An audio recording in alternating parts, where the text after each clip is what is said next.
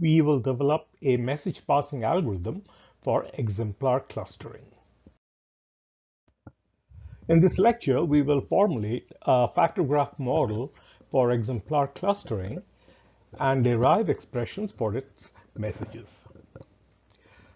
It will consist of a quick recap of what we've seen before, decision variables and constraints in the factor graph model for exemplar clustering, and then we will develop the factor graph model for exemplar clustering. First, the factor nodes, the objective function for maximization, messages from variable nodes to factor nodes specifically. Then this lecture will continue in the next video where we will simplify the message passing algorithm and see that it is the same as affinity propagation clustering that we saw in one of the previous videos.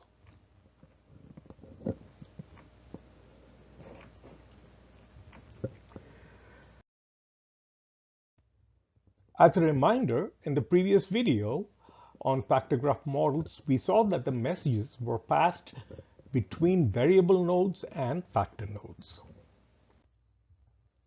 Briefly, variable nodes represent binary decision variables.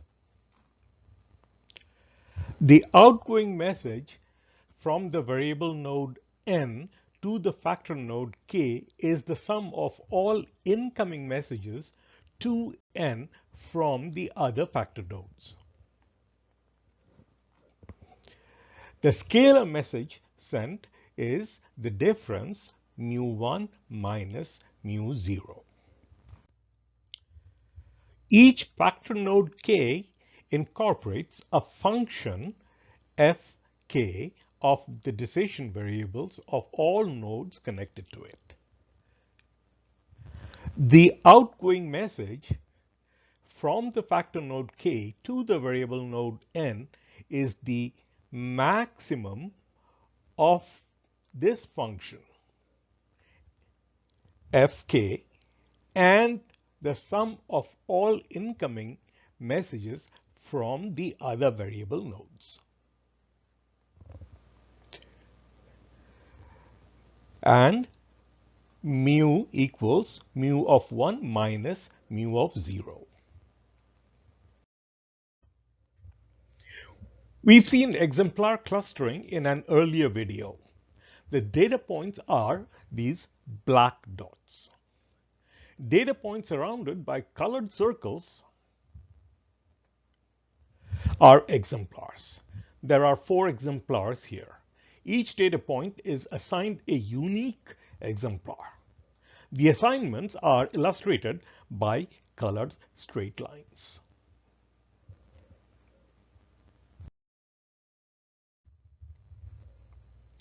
Before developing the factor graph model for exemplar clustering, let us first look at the decision variables and constraints in it. Notation. So M and N are indices of data points.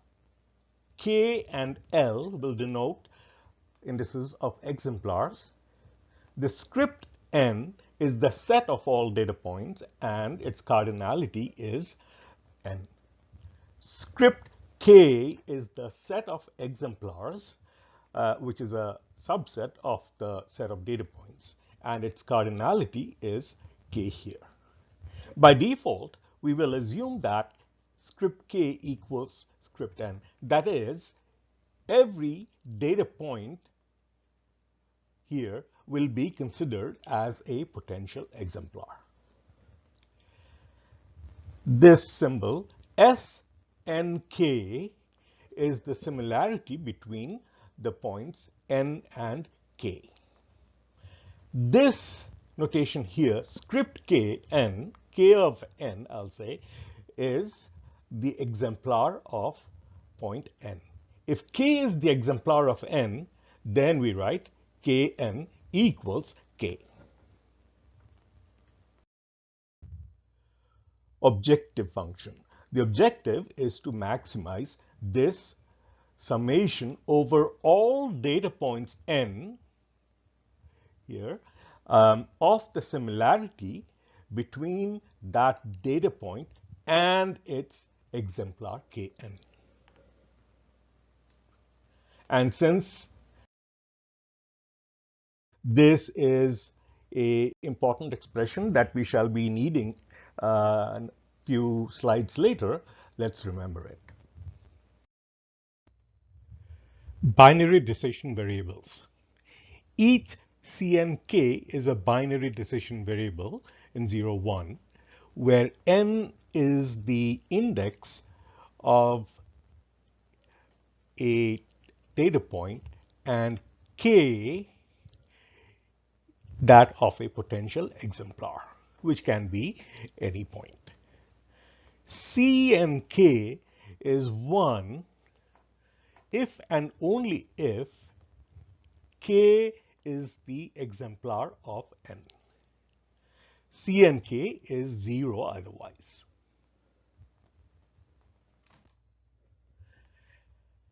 As such, decision variables can be arranged as a n by k binary matrix. We use bold uppercase C to represent this matrix. Through maxsum message passing, the following double summation here over all data points n,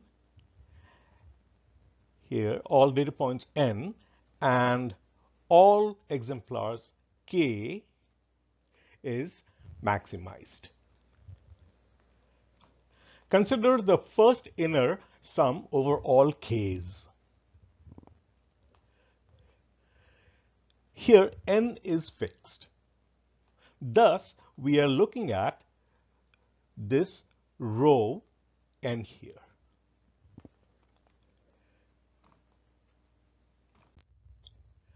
C and k is 1 if and only if k is the exemplar of n. For every other binary variable, this is 0 in this row k, in the row n. The non-zero term in the inner summation is the similarity S and k between data point n and its exemplar k.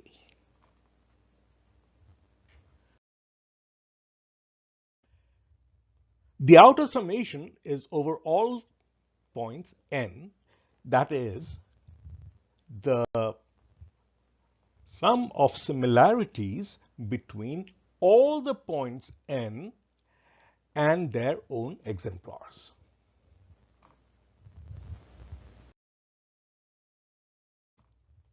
This is the same as our original objective function for exemplar clustering.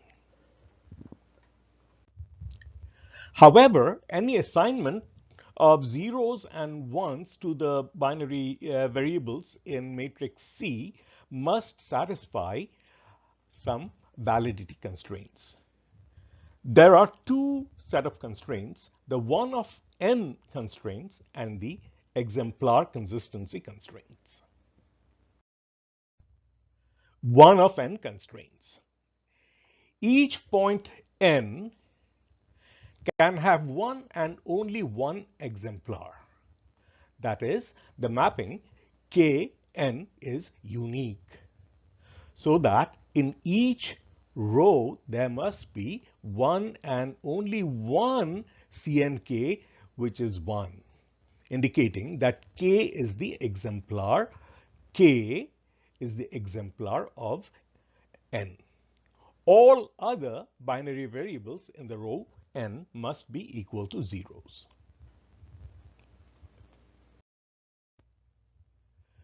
In other words, the sum over C and k's in each row n must equal to 1. If the summation of C and k's overall k is not equal to 1 in any row n, then there is a 1 of n constraint violation in that row.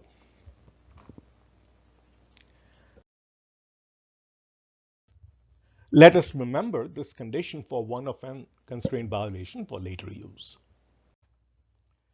For conciseness, it will be assumed hereafter that any data point can be an exemplar, so that the sets k and n are the same. This is exactly what I had mentioned earlier.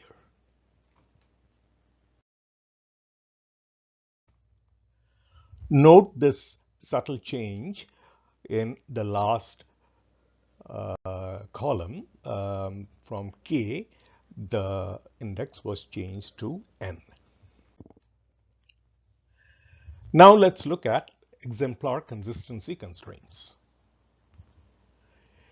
Let k be an exemplar of this point n, so that c and k equals 1. But point n can be served by exemplar k if and only if k is an exemplar for itself. So c and k equals 1 only if k is an exemplar itself.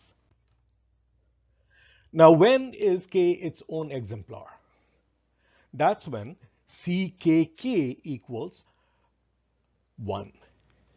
In other words, for cnk to be 1, ckk must also be 1. In order for cnk to be 1, this ckk must also be 1. Suppose k is not an exemplar, so ckk equals 0. But another point n, which is not k, this is not k, has been assigned k as its exemplar, so that c and k is equal to 1. This is an invalid assignment. Thus, this is the condition to detect a violation. If in some column k, the diagonal element ckk is 0, but for some other n not equal to k, the quantity cnk equals 1. This is a exemplar consistency constraint violation.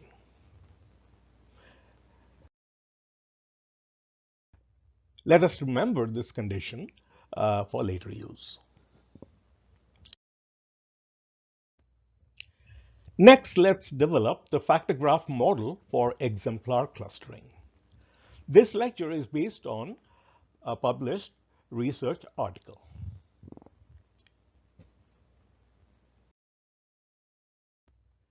Let's see what the nodes in the factor graph look like. These are the variable nodes c and k in green circles, which correspond to the binary decision variable c and k. We saw that the decision variables can be arranged as a n by k matrix C. So this set of nodes also corresponds to the matrix C. And we've assumed that n equals k, so this is a square matrix. C is a square matrix. These are all the nodes in row n and column k. Factor nodes are the square boxes. Each variable node c and k has an s factor node, s and k. These are shown as green boxes. Each row of the matrix C has an I factor node, IN, which is shown in blue. Each column in C has an E factor node that is shown in red. Ergo, each variable node sends and receives messages from SNK and EK and IN. This is the complete factor graph model for exemplar clustering.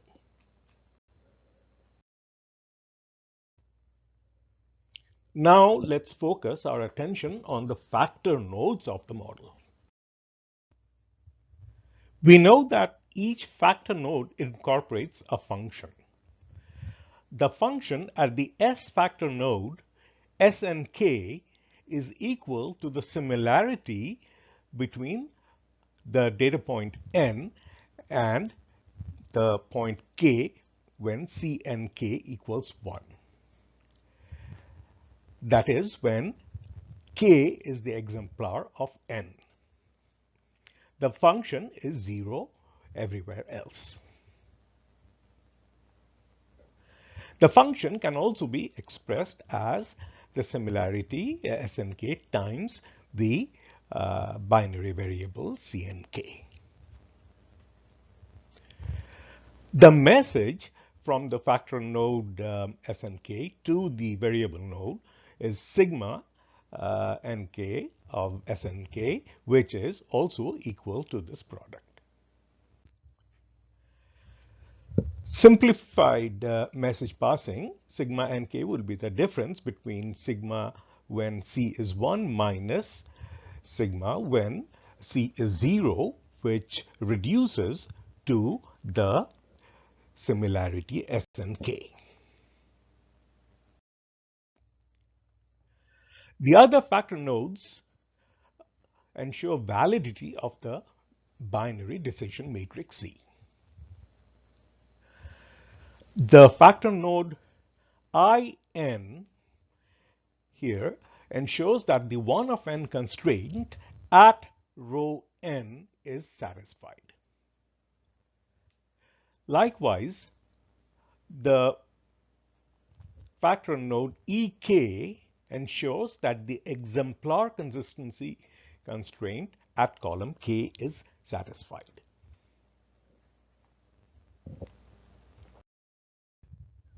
The function IN here is the function of all decision variables in row n, which are Cn1 until Cnn. In is negative when all the decision variables in this row n do not add up to 1.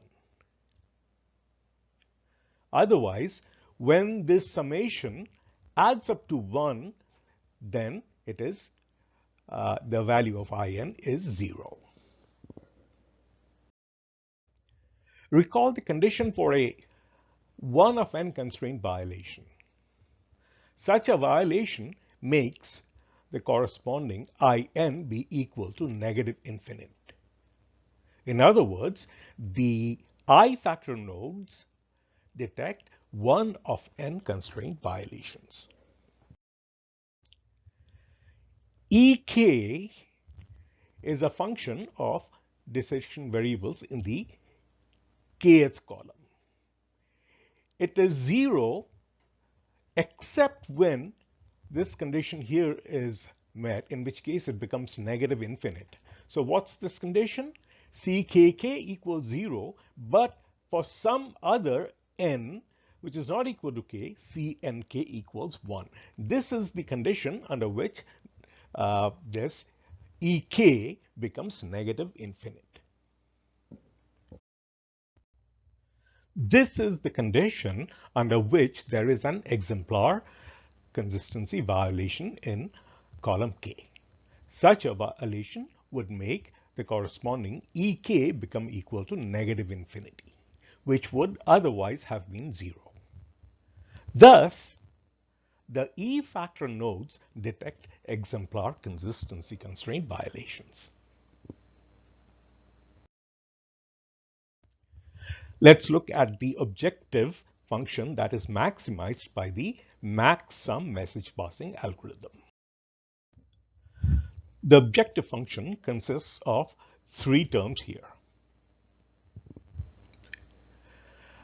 It's a double summation of all S factor nodes plus the summation over all I factor node functions plus the summation over all E factor node functions.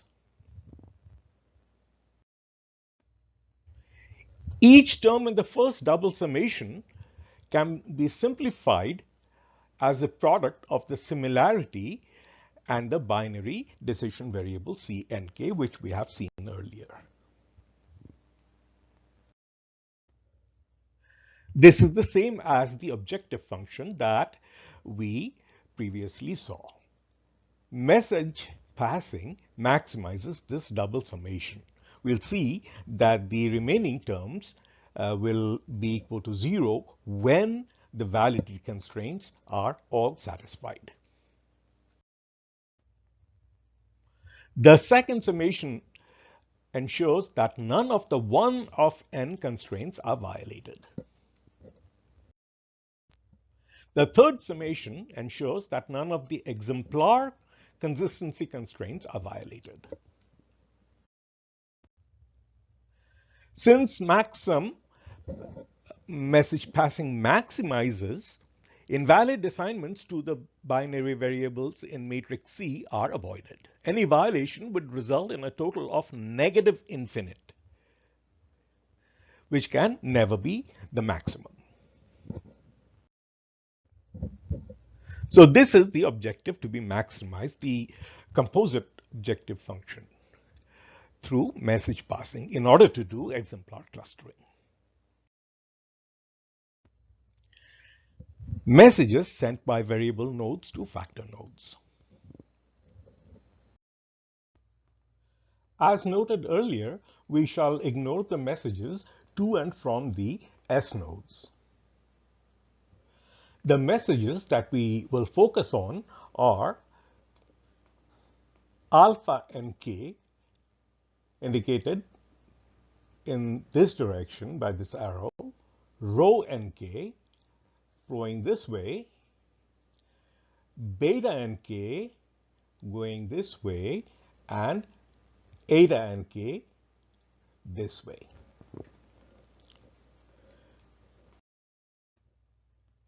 The scalar messages are the difference between the message values when CNK is 1 and CNK is 0.